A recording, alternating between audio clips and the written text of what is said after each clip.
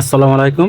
Story of pigeon YouTube চ্যানেলে আপনাদের স্বাগতম। আমি মোহাম্মদ হাবিবুল্লাহ। আপনাদের দেখাচ্ছি আমার দেশি জালালি কবুতর যেগুলো, আর একটা লাল একটা দেশি কবুতর আছে আমার বাড়িতে। দেখেন, লাল বর্ডারওয়ালা বুনো, আর সব বুনো কবুতর আমি কুষ্টিয়া রেল স্টেশন থেকে নিয়েছিলাম, যশোর থেকে নিয়েছিলাম। এই সাদা দেখতে পাচ্ছেন, এটা হচ্ছে দেশি কবুতর, সাদা কালো দুইটা, সব বুনো কবুতর আমার এখানে।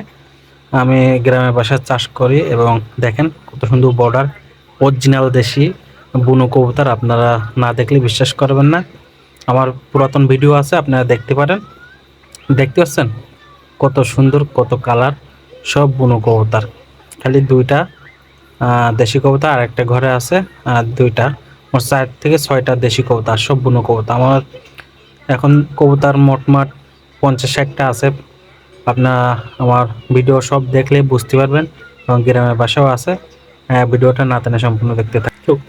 আপনারা দেখতে পাচ্ছেন দ্বিতীয় যেটা, এটা আলাদা ঘর সম্পূর্ণ, ওটাও আলাদা। এটার মধ্যে বেশিরভাগ জালালি কবুতর আপনারা দেখেন, সব ডিম বাচ্চা কোলে। আর হচ্ছে এদের জন্য ঘর ফলের ঝুড়িতে বানানো আছে, প্লাস কাঠের, প্লাস দেখেন মালসা দেওয়া আছে। আপনারা দেখতে থাকুন, ভিডিওটা না টেনে সুন্দরভাবে দেখতে থাকুন। দেখেন আল্লাহর রহমতে এই ঘরগুলো পূরণ করার জন্য আমি চেষ্টায় আছি।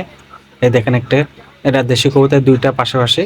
এরা ওই যে আগের দুইটা দেশি কবুতর দেখেছিলাম, তাদের বাচ্চা ছিল, তাদের এখন এরা ডিম পারছে, এক জোড় হয়েছে।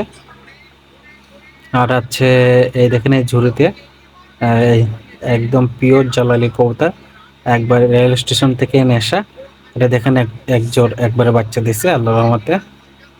অরিজিনাল বুনো বুনো কবুতর যেটা বলে, বা জালালি কবুতর যেটা বলে সেটা।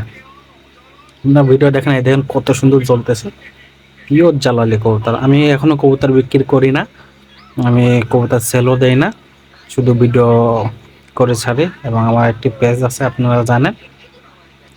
এই দেখুন, ওই দেশি কবুতরের বাচ্চা ছিল, তারা এরাও ডিম পারছে, সব আল্লাহর রহমতে ভালোই হয়েছে। এই দেখেন একটা আছে, এবং মাক্সি কালার, এটা জালালি কবুতর, কুষ্টিয়া থেকে আনছিলাম এক জোড়া। সব বাইরে, এখন সব বাইরে গেছে, বাইরে থাকে।